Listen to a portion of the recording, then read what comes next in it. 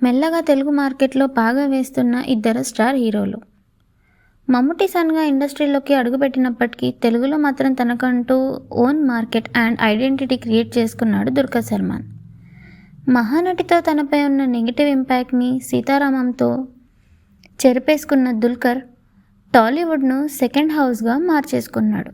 ప్రేక్షకులు కూడా తనను తెలుగు హీరోగా ఓన్ చేసుకోవడంతో మార్కెట్ మరింత పెంచుకునేందుకు ఇక్కడ దర్శకులతో కొలాబరేట్ అవుతున్నాడు.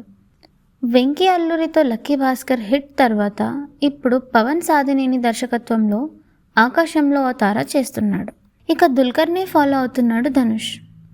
పాన్ ఇండియా తన రేంజ్ పెంచుకునేందుకు కేవలం తమిళం, హిందీలో నటిస్తే సరిపోదని త్వరగానే బోధపడిన హీరోకు తెలుగు ఆడియన్స్ మెప్పు కోసం నేరుగా ఈ భాషల్లోనే సినిమాలు చేస్తున్నాడు. వెంకీ అల్లూరితో సార్, శేఖర్ కొమ్ములతో కుబేరా, 100 crore మూవీస్ కొల్లగొట్టిన ధనుష్ నెక్స్ట్ మరో టాలీవుడ్ దర్శకుల్ని లైన్లో పెట్టినట్లు తెలుస్తోంది. టాలీవుడ్లో సామాజిక విలువలతో కూడిన సినిమాలు తెరకెక్కించే అతి కొద్ది దర్శకులతో వేణు ఉడుగుదల ఒకరు. ఆయన తీసినవి జస్ట్ 2 films మాత్రమే. నీది నాది ఒకే కథ, విరాట పర్వం 2 విమర్శకుల ప్రశంసలు దక్కించుకున్నాయి.